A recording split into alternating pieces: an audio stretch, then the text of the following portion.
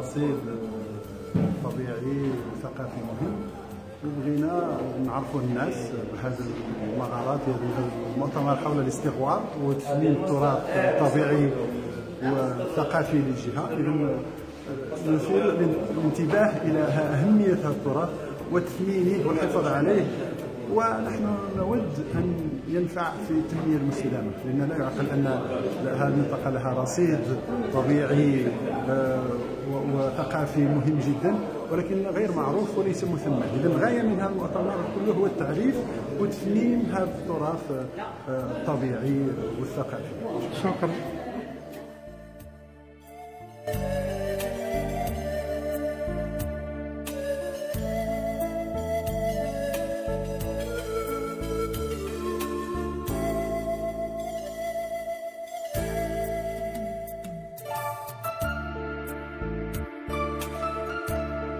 Mesdames et messieurs, nous sommes aujourd'hui très heureux de vous accueillir ici dans le campus du savoir, qui fait partie des structures de l'université Mohammed Ier, de vous accueillir ici pour traiter un sujet de grande importance, la spéléologie et géotourisme et valorisation des ressources naturelles. Notre région, le Maroc en général et notre région de l'Oriental en particulier, est dotée d'une richesse sur Terre, mais aujourd'hui on va intéresser au patrimoine souterrain. Donc on va essayer d'explorer ce domaine, le valoriser, et on vise surtout le développement. Donc une recherche, un travail qui ne se termine pas par un développement, il n'est pas complètement parfait. Donc c'est ce qu'on veut entre les chercheurs qui font des recherches sur le terrain, exploitent, ce sont des spéléologues ou des mathématiciens ou des physiciens, mais nous on pense toujours à la population, parce que des fois on a des sites qui sont renommés mondiaux, la grotte Taforak, la grotte de Zegzel qu'on va visiter, mais la population elle ne tire pas un grand profit. Donc c'est le but de cette cérémonie, de cette rencontre, d'attirer l'attention soit du monde scientifique, de la population, des décideurs socio-économiques, des élus et des présidents de communes, parce que c'est eux, des fois, qui décident de valoriser ce patrimoine et essayer de le mettre en valeur. Donc il y aura des conférences qui traitent différents domaines des karstes, parce que c'est la karst, la géologie, il y a un domaine de géologie, il y a la physique, il y a la chimie, parce que c'est le problème de dissolution de ces grottes, comment ça se forme, et c'est une pluridisciplinarité. Nous avons le droit à 9 conférences plénières, donc on a appelé à des spécialistes de renommée pour traiter ce sujet. Donc là, il y aura la biodiversité, parce que la faune, les animaux qui vivent dans la grotte ne sont pas les mêmes que ceux qui se développent à l'extérieur. Nous avons que ces spéléothèmes, ces stalagmites, ces stalactites, ce sont des archives. Pour les scientifiques, c'est une matière commune, parce qu'il y a et l'enregistre, c'est comme la boîte noire ou comme le disque dur, donc on peut reconnaître l'histoire de cette grotte à partir que de ces enregistrements qui sont stockés dans ces spéléothèmes-là. Donc je ne vais pas tarder, je donne la parole. Donc nous sommes très heureux d'accueillir ici, donc comme je vous ai dit, il y a une forte communauté donc des universitaires marocains qui sont venus de toutes les régions du Maroc, et des collègues français, des collègues espagnols.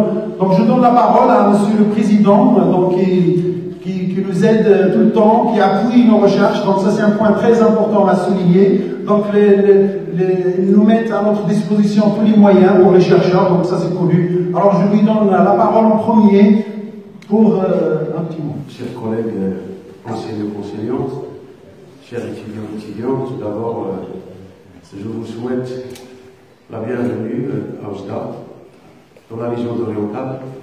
C'est une région de spéléologie par excellence. C'est une région très riche par ses ressources naturelles, par ses ressources aussi humaines et par ses traditions. C'est là où la recherche de la spéléologie, la recherche géologique est très intéressante. je vous souhaite la bienvenue. Aussi, j'aimerais remercier l'équipe organisatrice de cette manifestation, la deuxième de son genre, et de son l'effort qui a été déployé pour réussir cette manifestation scientifique. L'équipe derrière cette manifestation, c'est une équipe, et toujours, ça je l'ai dit à mon ami, mon collègue Aulard, il est têtu scientifiquement, c'est quelqu'un acharné, c'est une équipe qui travaille, c'est une équipe qui a exhumé pas mal de secrets du sous-sol de la région orientale, c'est une équipe qui a fait un travail extraordinaire, et c'est une équipe qui est combattante pour relever le secret et faire parler le sous-sol de la région. Je vous remercie, c'est Aulard, et je remercie l'équipe qui est derrière cette organisation, l'équipe de recherche qui s'intéresse à la recherche archéologique et spéléologique. Effectivement, l'intéressant, c'est que ce congrès coïncide avec l'année mondiale des grottes et des castes, 2021 Year of Caves and Castes. Grâce à ce congrès, notre pays est inscrit sur la liste des membres de l'Union internationale de spéléologie, qui a apporté son appui aussi et son soutien à l'organisation de notre manifestation. L'importance des richesses, des castes et des grottes karstiques, spéléologiques et archéologiques du Maroc oriental, qui sont derrière l'intérêt et l'organisation de congrès dans l'oriental à Oujda et à Bekel. Autre le débat scientifique, nous souhaitons que ce patrimoine karstique, géologique, spéléologique soit au service du développement via la création des richesses économiques à partir des richesses naturelles et culturelles pour notre pays et plus particulièrement pour la région de l'Oriental.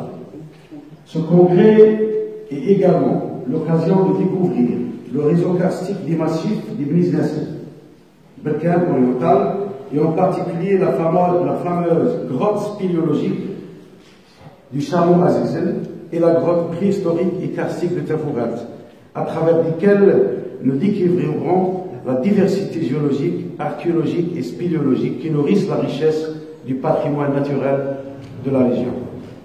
Comme vous savez, le Maroc oriental est un terrain de spéléologie par excellence, particulièrement favorable à la formation de grottes grâce à l'importance des affleurements calcaires qui s'étendent sur une grande superficie et par la portée considérable des systèmes de réseaux karstiques qu'ils recèlent. L'Oriental est une région géologique et spéléologique privilégiée du Maroc. Il recèle dans ses territoires de nombreux massifs calcaires, par exemple le massif des Bniznessin et le massif de Zrada, etc., qui abritent de nombreuses grottes, cavités et abritent ce roc spéléologique et eaux préhistoriques. Ces grottes sont pour la plupart creusées par le phénomène de karstification et recèlent d'importants réservoirs aquifères pour l'eau potable. Jusqu'à présent, plus de 500 sites d'intérêt archéologique et spéléologique. Ils ont été découverts. On peut citer comme exemple les grottes de Tafourat, Zegzel, c'est un site classé patrimoine national, Gefas, Gelfouda, etc. Ces grottes karstiques sont devenues de renommée mondiale grâce à leurs richesses et valeurs scientifiques et naturelles.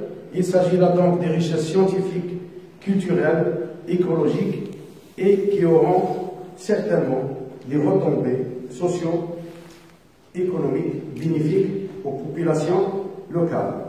J'aimerais aussi remercier l'équipe espagnole qui n'a pas cessé d'apporter son soutien à l'équipe de l'Université Mohamed Ier.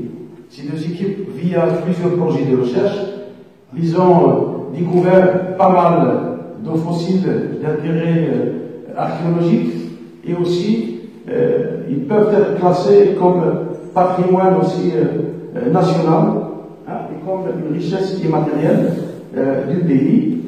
Donc, comme j'ai dit tout à l'heure, la région de l'Europe est très riche.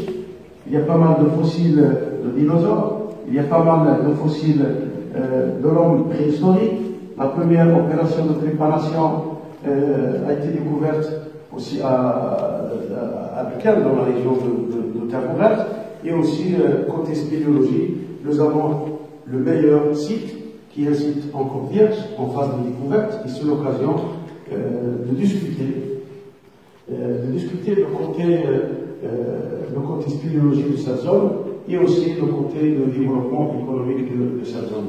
Donc vous êtes bienvenus à Oujda.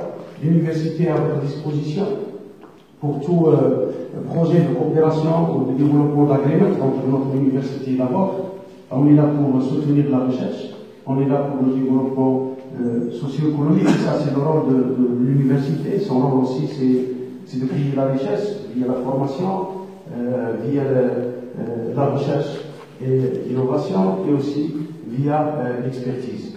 Donc, en tant que président d'université, chaque fois que je suis sollicité par mes collègues chercheurs, je réponds présent, afin de donner à cette région, ou bien à ce que l'université jouera son rôle, qui est le rôle de développement de la richesse. Donc, je vous souhaite la bienvenue, et j'espère que, à travers ces présentations scientifiques, et aussi à travers les discussions qui auront durant ces 2 jours-là de manifestation, est-ce qu'il y aura des recommandations à soulever, parce qu'avec nous, il y a le président régional du tourisme, nous avons avec nous aussi le président, c'est le directeur régional de la culture, qui eux aussi apportent leur soutien à tout ce qui peut faire émerger notre région, et qu'il soit vraiment un lieu de développement aussi touristique très important. Donc nous avons avec nous 2 responsables qui peuvent aussi nous aider à réussir non pas cette manifestation, mais aussi à développer et à prendre en considération les recommandations de cette manifestation. Merci beaucoup.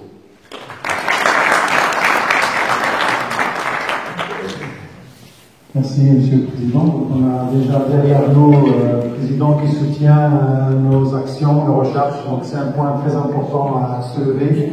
Je donne la parole au Président du Conseil régional du tourisme, lui aussi qui ne cesse de travailler, de défendre la région, sa valeur, sa valorisation, et de le mettre. C'est vrai, l'oriental, c'est pas comme Marrakech et comme les autres, mais on a des richesses. On a un patrimoine qui est plus riche, il y a des régions qui sont plus riches au monde, et on va essayer de le valoriser. Donc il nous manque cette carte de valorisation, et le Conseil régional, il fait son travail de valorisation. Alors je donne la parole à son président du Conseil régional de tourisme de l'oriental, Khaled Afan. الصلاة والسلام على أشرف المرسلين سيد رئيس جامعة محمد الأول السادة الزملاء السيدات والسادة الأساتذة المحترمين، أود في البداية باسم الجهة للسياحة لجهة الشرق أن أتقدم بخالص الشكر إلى جميع المنظمين والشركاء على مشاركتهم في هذه الدورة الثانية للمؤتمر الوطني للاستغوار والسياحة والجيولوجيا لتثمين الموارد الطبيعية وعلى الدعم الذي قدموه في تحضيرها. كما أرحب بحرارة بالخبراء الباحثين الوطنيين والدوليين، مع تحية خاصة للذين تحملوا عناء السفر من أجل المشاركة في هذه الدورة.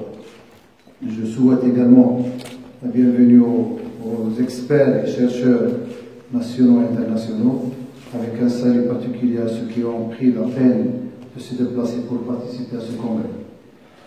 أتوجه بالشكر أيضا إلى جميع المتدخلات والمتدخلين وإلى مسير الجلسات ومقرريها الذين سيساهمون بلا شك في تحقيق أهداف اللقاء والسعي على جودة النتائج. الشكر موصول كذلك لأعضاء اللجنة العلمية واللجنة التنظيمية الذين سهروا على إنجاح هذه الدورة. الشكر كذلك موجه إلى المكتب الوطني المغربي للسياحة الذي رافقنا ودعمنا لإنجاح الموعد الثقافي. حضرات السيدات والسادة، إن تنظيم الدورة الثانية للمؤتمر الوطني للاستغوار والسياحة الجيولوجية وتنمية الموارد الطبيعية بجهة الشرق له ما يبرره ولذلك نظرا لغنى جهة الشرق بالمهارات والمواقع الاستغوارية وتنوع تراثها الجيولوجي والإيكولوجي والمعروف على الصعيدين الوطني والدولي، إلا أن هذا التراث في حاجة إلى التثمين وتوظيف ليكون منتوجا سياحيا متميزا. إن بإمكان تراث جهة الشرق الطبيعي والثقافي الغني والمتنوع أن يتحول إلى مشروع تنموي منتج للثروة ومحدث لفرص الشغل، وأن يساهم في الحاجات من الموسمية من حد الموسمية التي يعاني بها القطاع السياحي ويساهم في خلق بنية كفيلة بتحسين مستوى عيش الساكنة المحلية. الهدف المرجو من هذا المؤتمر هو تعميق البحث والنقاش حول أهمية المغارات والموارد الطبيعية، وعبرها طرح ملخص ومقترحات لتبقى كأداة للمعلومات ومن ثم الغواتها على الواقع. لا أحد منا ينكر أهمية منطقة الكبوات التي تعد من أبرز المناطق التي يعول عليها القطاع السياحي لضمان إقلاعه اعتبارا لموقعه الجغرافي المتميز إذ لا تبعد عن المحطة الشاطئية السعودية إلا ب 40 كيلومتر. كما كانت في الماضي تشكل إحدى الوصفات الطبية التي ينصح بها الأطباء المختصين في الجهاز التنفسي لمرضى الربو والحساسية.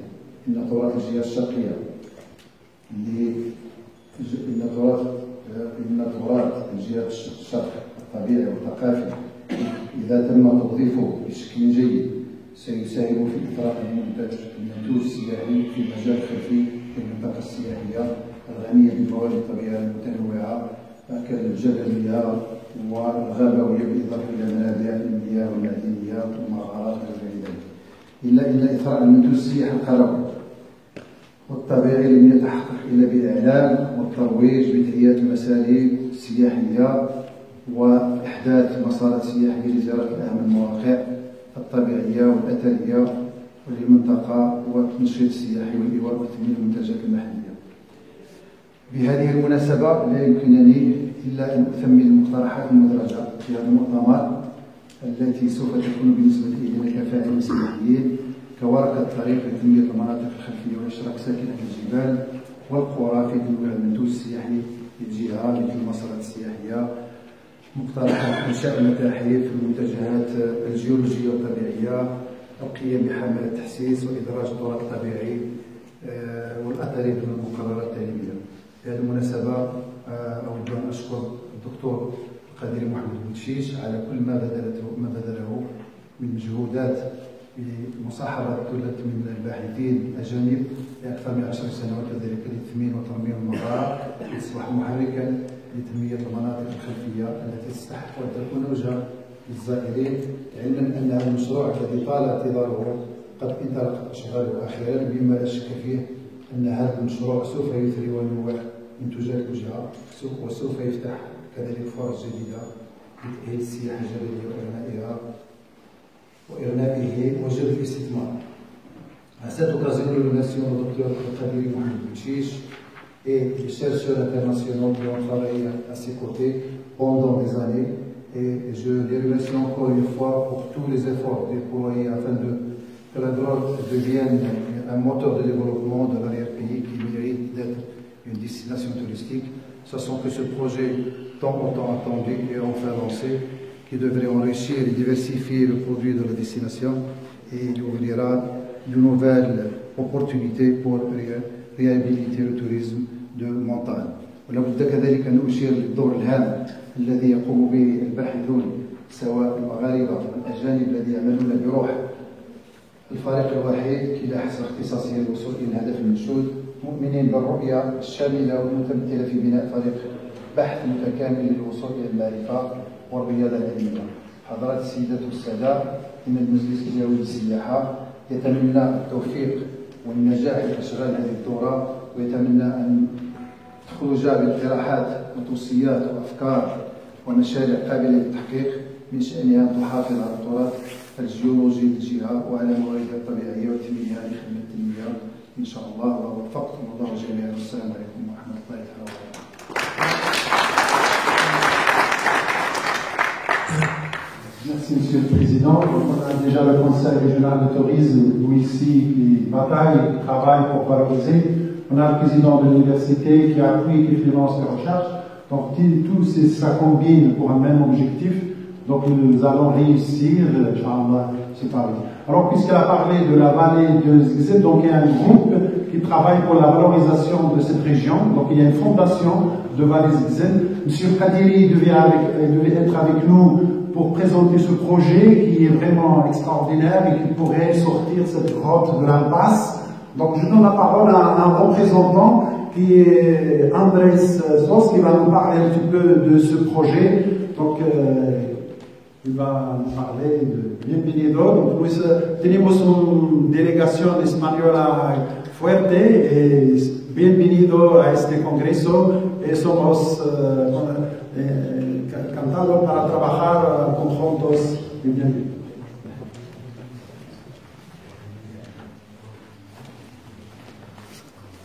Bonjour. Perdón, no hablo francés, hablaré en español. Unas palabras en nombre del presidente de la Fundación del Valle de Zegzeb, doctor Kadiri. Me pide que les diga que es un honor poder participar y colaborar en este congreso. La Fundación del Valle de Zegzeb quiere contribuir con éxito a este congreso poniendo a su disposición este equipo de colaboradores españoles, franceses y ponencia y una pequeña exposición que hemos tenido. Con esto se inicia un periodo de colaboraciones e intercambios con la universidad, la comunidad espeleológica y la fundación. Muchas gracias y que sea un éxito.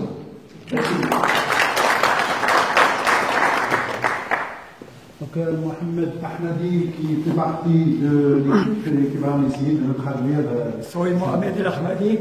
Con permiso, le voy a traducir un poquito el español.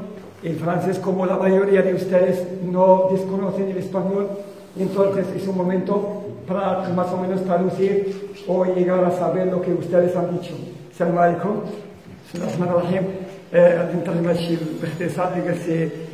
Nous sommes une délégation de la Fondation.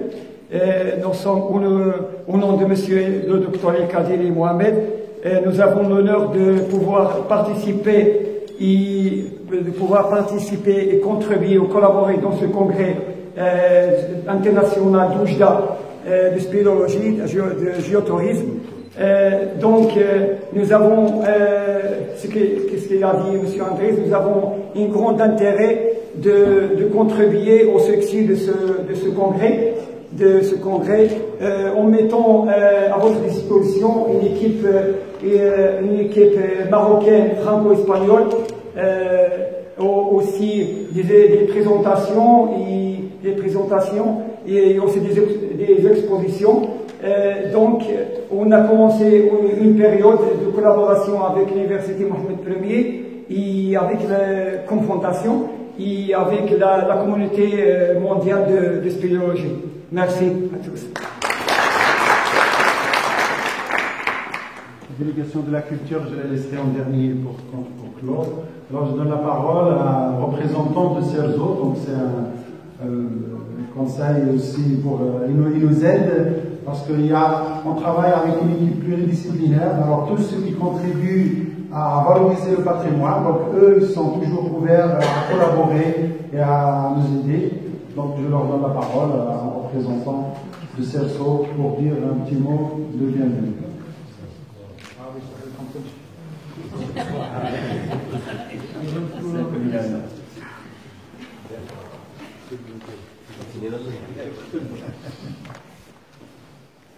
بسم الله الرحمن الرحيم.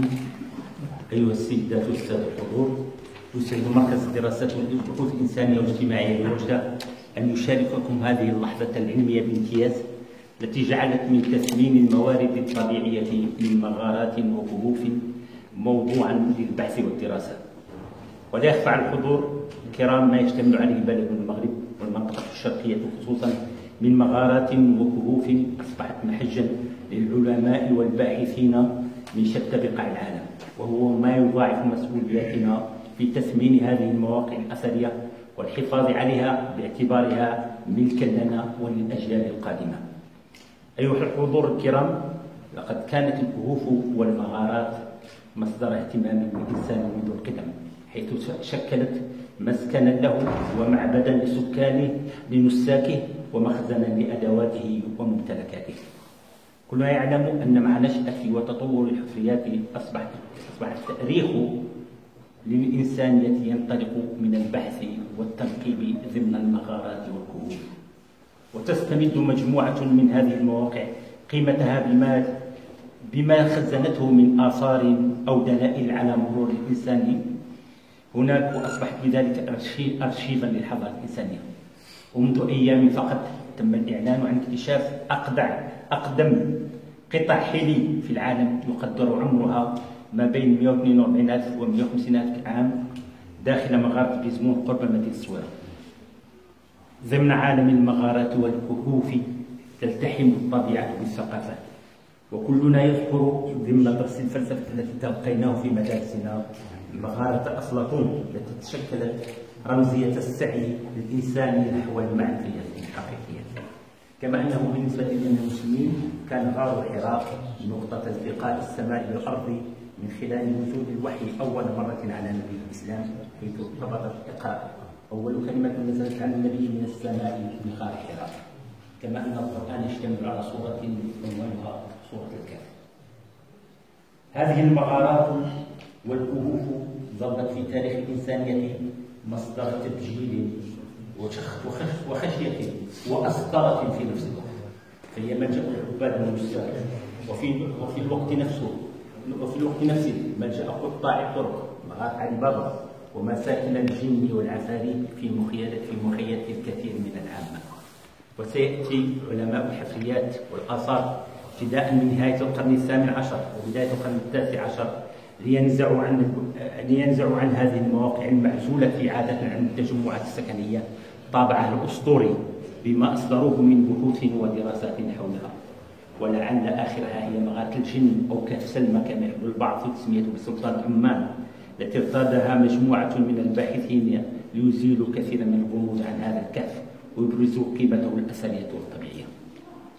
وقد كان لعلماء الحفريات أيضا دور رئيسي في تسمية قيمة هذه المواقع، مما فتحت شهية الكثير من المستثمرين ومن الهيئات الحكومية لاهتمام هذا الموقع بهذه المواقع، فأصبحت توفر دخلا هاما للمستثمرين في المجال السياحي والمحلي والجماعات المحلية التي تقع هذه المغارات والكهوف ضمن مشاريع ترابية. كما أصبحت مصدر استثمار وتشغيل لليد العاملة ضمن المناطق المجاورة. كما أن اليونسكو قامت بوضع مجموعة من الكهوف والمغارات ضمن لائحة التراث الإنساني الواجب الحفاظ عليه. في يومنا هذا تعتبر المغارات من المناطق ذات الجذب السياحي، حيث على سبيل المثال يزور مغارة هان في بلجيكا سنويا حوالي 300,000 زائر. أيها الحضور الكرام، إن التحدي الذي يواجهنا باعتبارنا باحثين ومهتمين بشأن الثقافة العلمي وكيف نحافظ على هذه الآثار في ظل تنامي ظاهرة السياحة الجبلية والطبيعية. ولعلكم أنتم الباحثون في هذا المجال أقدر من غيركم على ترشيد القرار العمومي في هذا الصدد بمؤازرة من المجتمع المدني والإعلام المحلي والوطني. وفقكم الله في مسعاكم، والسلام عليكم ورحمة الله.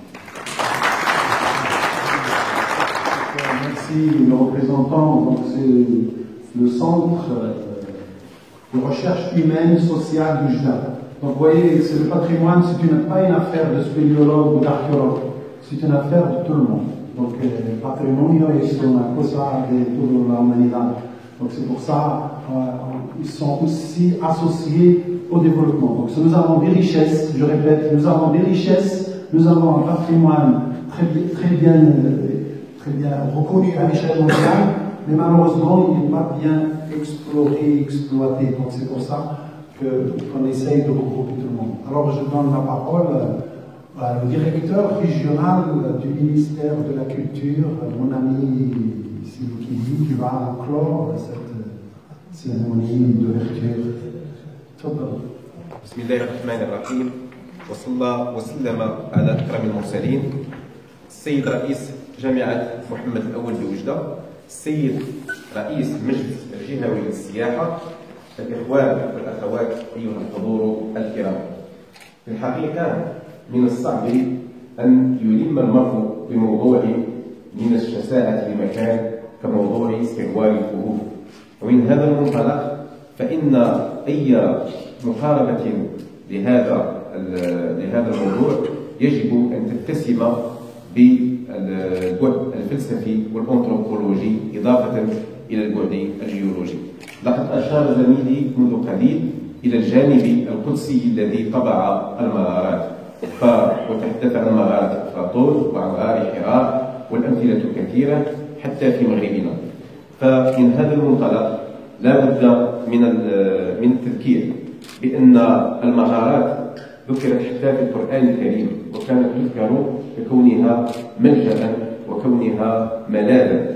ومن هذا المنطلق فإن هذا الملاذ قد شكل للإنسان موضعا يوثق فيه كل تجربته التاريخية، ولا بد من كشف هذه التجربة التاريخية والإجابة عن اكتسابها. وفي هذا الخضم تدخل أعمال هذا المؤتمر.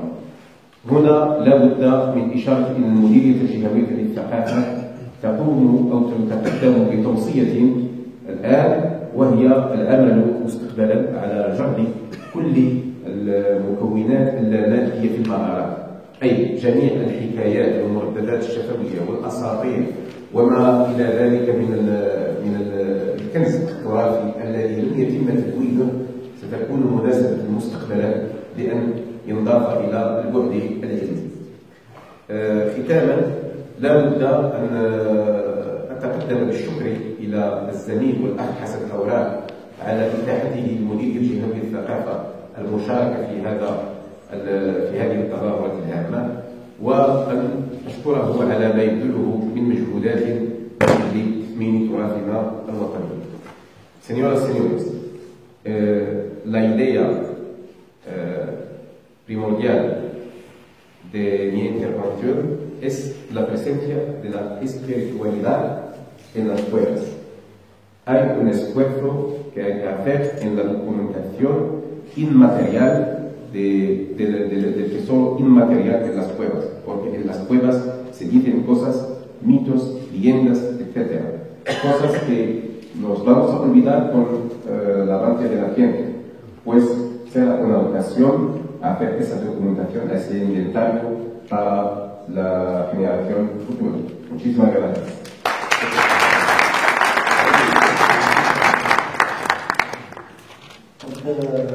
نرحب بكم ونشكر الفاعلين pour votre rapport. Sans cet rapport et ce sponsor, je ne vais pas citer tout le monde, donc il y a dans la brochure, donc c'est ceux qui nous ont aidés, que nous le remercions. Et on vous invite, donc au nom de tous les représentants, à une réception à votre honneur et merci. Après, il y a la séance d'ouverture pour les conférences.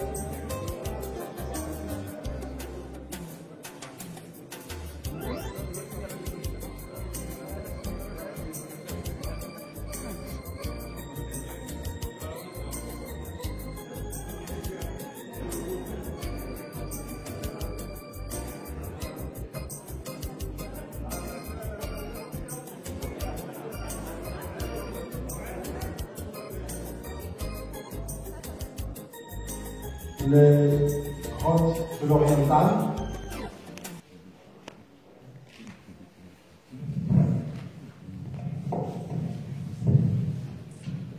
Donc l'intitulé de la communication, c'est la reconstitution de l'environnement de l'homme préhistorique, puisqu'on travaille dans le domaine de la préhistoire, donc on cherche toujours de trouver un domaine pour y accéder à d'autres disciplines, de l'homme préhistorique d'après l'étude du karst et du remplissage du grotte, le cadre oriental. Donc il y a deux volets dans cette communication, l'importance du karst pour reconstituer l'environnement et l'importance de remplissage de ces grottes pour reconstituer aussi l'environnement et l'histoire de l'homme.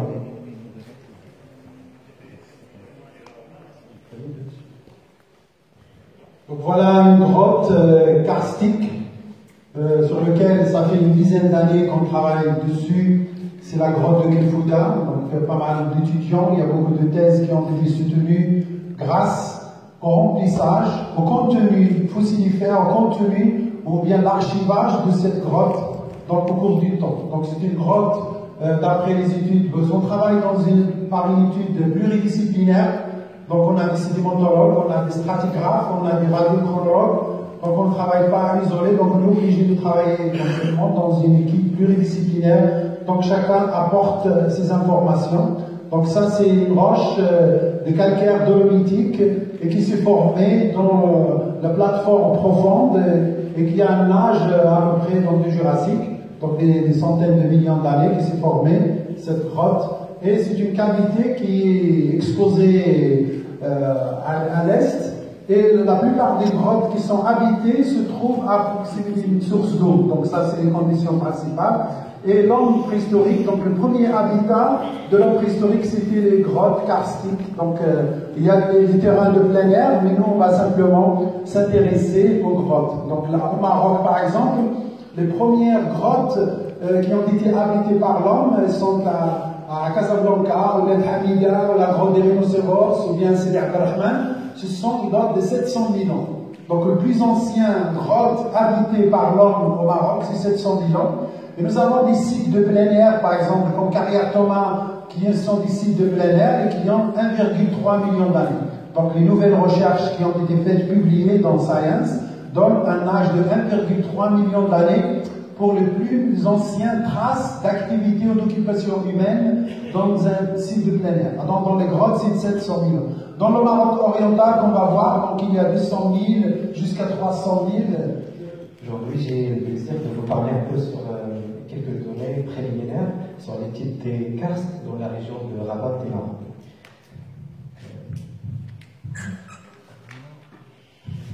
Le Maroc atlantique a enregistré durant le Quaternaire des dépôts marins, des dépôts marins sous forme de terrasses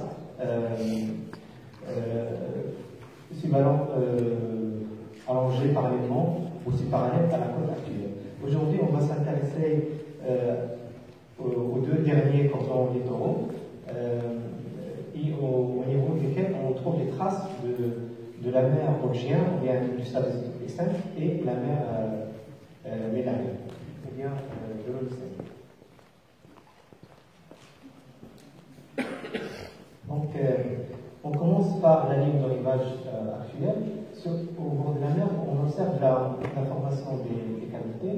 Si la chute dynamique marine avec des paramètres lithologiques de la roche glissante, qui est dans notre cas la calcarite, on aura la formation des cavités. Si la chute dynamique marine est dominante, donc il y aura la destruction de ces cavités pour laisser la place à des abris sur roche et des estrons. La représentation graphique, c'est surtout des grottes, c'est surtout un support de discours scientifique. Donc pourquoi c'est un support? Parce qu'il nous permet d'affirmer et confirmer les théories et idées sur la formation des grottes et autre chose. On verra tout de suite. Donc en archéologie, elle nous permet d'avoir une vue de l'environnement. Donc en haut à gauche, c'est l'image de la restitution de la grotte Chauvet. À travers de cette restitution, ils ont pu créer une réplique de la grotte visitable sans faire de dégâts à l'original. En bas, c'est des restitutions de la grotte de Louis-Michel. Là encore, les archéologues ont utilisé les données de restitution pour faire des fouilles virtuelles. Ce n'est pas des fouilles en prenant les rochers, déplaçant les objets, tout était virtuel et comme ça, ils ont posé une hypothèse. Je présente ma communication sur le Fouda, grotte classique et homme préhistorique en relation. C'est-à-dire la relation qui existait entre la grotte et l'homme préhistorique. Donc, le patrimoine en général archéologique et en particulier pour les dernières années, une attention particulière sur les gènes, les décideurs. C'est une création de la richesse. Donc, on voudrait développer pour la création de la richesse, c'est-à-dire le développement de la région. Donc, la richesse du patrimoine, c'est soit sur le développement humain, soit le développement durable, soit sur le tourisme, écotourisme. Donc, la région orientale, comme a dit notre professeur Seaoura, contient plusieurs sites, soit archéologiques ou bien logiques, donc qui va donner un plus à la région. Parmi eux, on cite les grottes de pigeons, de chameaux, de rafès, et Zegzel, Gulfouda, et Firin Amar, ainsi de suite. Donc, ce qui m'intéresse ici, c'est la grotte de Gulfouda. La grotte de Gulfouda, c'est une grotte découverte par notre professeur, il est là, M. Seaoura. Donc, en 2004, il a donné plusieurs. On a découvert plusieurs outils qui ont servi, la forme, ainsi de suite. Donc, la situation géographique de cette région, il est situé à peu près de 6 km de la ville de Gulfouda, à peu près 30 km de la ville de Oujda vers la route de El Bimtra. Il est là, donc, c'est une vue panoramique, c'est cette grotte-là. Donc, il est situé sur le Jebel Tsila, creusé sur des falaises de dolomite, du calcaire, d'âge aléobagiocien, c'est à peu près 175 millions d'années. C'est là. Donc, la grotte du Chameau, donc on la visitera dimanche, est dans le massif des Bélis-Nassen, avec deux entrées. Donc, l'entrée inférieure qui est active, avec la rivière que l'on voit ici, et l'entrée supérieure, donc, qui est fossile.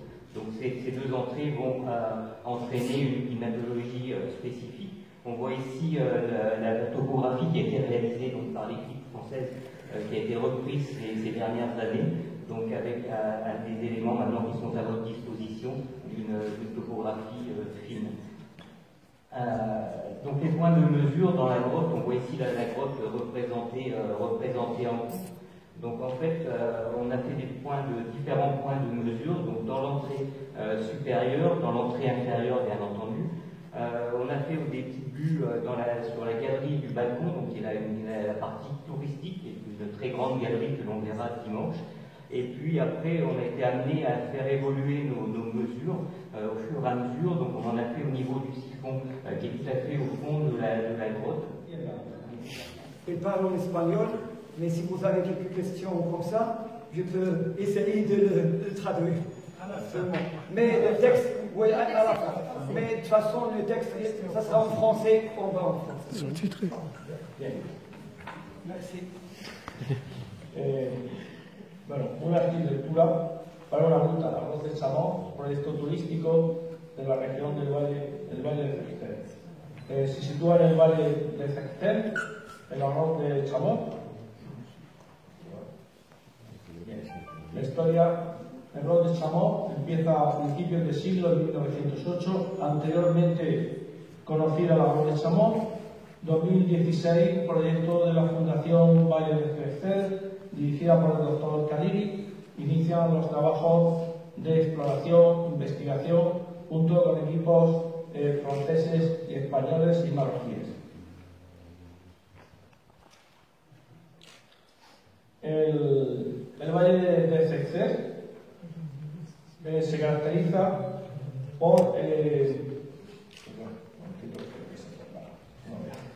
Marruecos tiene un terreno en gran parte montañoso, alrededor de Chamor.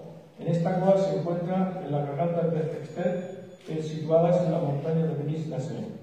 Los arquitectos han tratado durante años de encontrar formas de fusionar los fenómenos naturales en Marruecos con conceptos de construcción modernos que resaltarían el paisaje y la historia de las cuevas, como es la Roque de Chamor. En diciembre de 1951, Chamor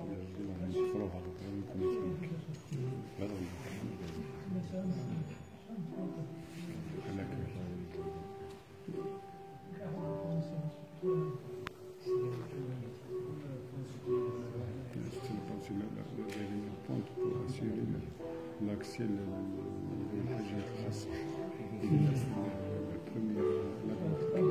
تكون لا بوسيبيليتي تدخل عند الواحد واخا بلا شي زروبات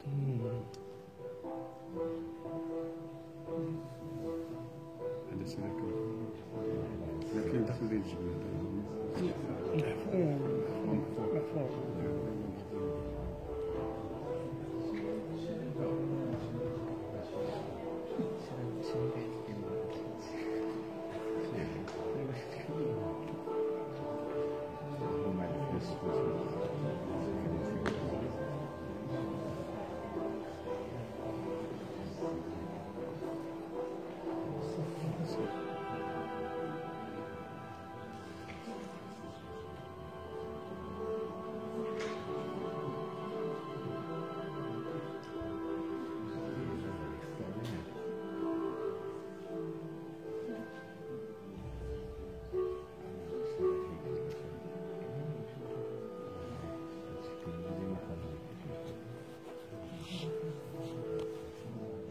Galerie Améline.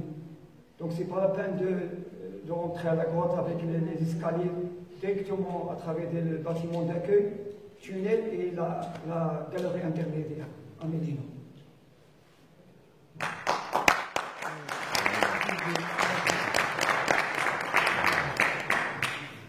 Muchas gracias.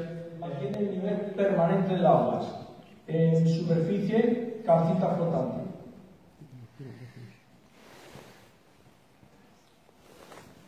El lago temporal, que actualmente solo se inunda de agua cuando hay crecidas, se desborda con estas, saliendo por la entrada inferior en los momentos de máxima lluvias o de máximo momento de nivel de agua.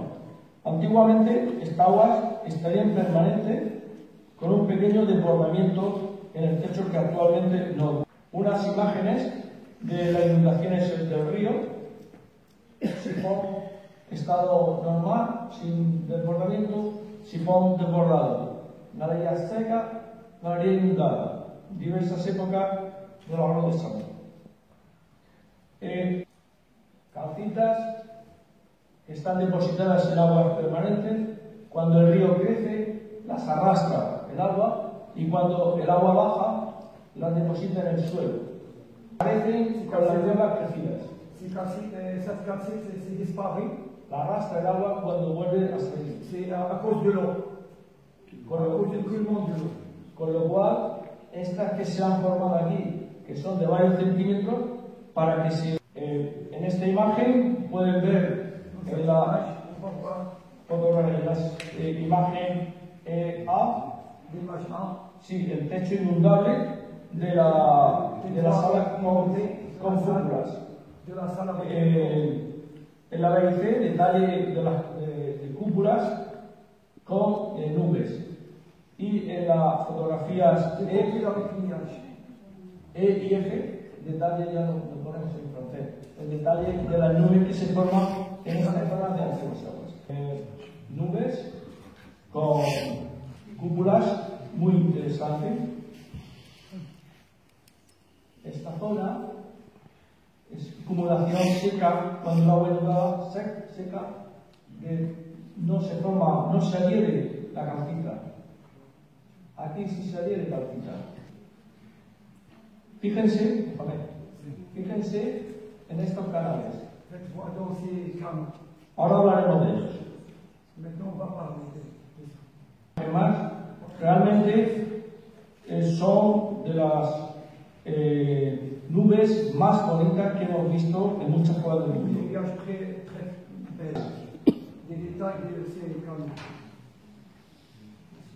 Detalles. Y pasamos a ver la parte anterior al sifón. Vamos a ver esta zona. Bajo el agua, espeleotemas hipogénicos. Galería después del sifón. Galería nunca explorada y que la fundación, el equipo de fundación, recorrió 350 metros, encontrando otro tercer sifón. Conclusiones: los niveles de la cueva, la parte superior está la presencia de espeleotemas en el río, son debidos a unas condiciones especiales y particulares que actualmente ya no existen. La presencia de canales Google Drive marca por donde este agua confinada desprendía las burbujas de CO2. Estos nubes bajo el agua, cumulites, indican periodos de sequía de la cueva totalmente seca para que se formen los cumulites, no posible agua, gotero, agua salida. Después los estudios de los espeleotemas del nivel inferior y de las colas. Muchas gracias.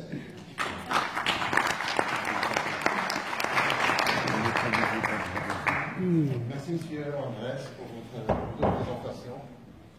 Tout d'abord, je tiens à remercier le comité organisateur pour l'accueil, pour cette occasion de nous rencontrer.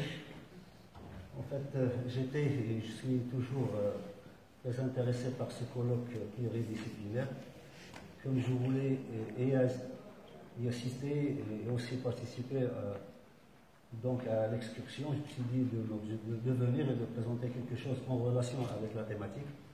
On avait un certain nombre de travaux sur les circulations karstiques au milieu complexe, notamment avec des applications géophysiques intégrées multiples. J'ai jugé que c'était un peu plus technique. Alors du coup, je me suis dit de piocher un peu dans ma cave et donc de trouver quelque chose qu'on peut partager ensemble. Donc du fait, c'est un travail qui date un peu, mais qui reste toujours d'actualité. Alors sur l'abstract, donc on a un certain nombre de mots-clés. Donc karst de surface, évidemment moyen à plat. Donc on va trouver tout le temps donc, des notions comme la géométrie fractale, les dimensions fractales, le scaling, donc tout ce qui est propriété d'échelle, etc. Alors, voilà, alors sorte d'outline. Donc on voulait caractériser par la géométrie fractale, Mandelbrot, etc. Le karst de surface du Moyen Atlas marocain. Donc de vérifier et de déterminer quelques lois d'échelle. Ahora es el proyecto de la Valle Zitzel, es un proyecto, pero no sabemos cuándo termina este proyecto, en cuánto tiempo es, un año o dos. Esta escuela hay más de 30 años que está cerrada. El 8 de enero está gastado por nada. Tenemos una cosa que está hecha, pero no podemos sacar dinero de esto. Muy bien.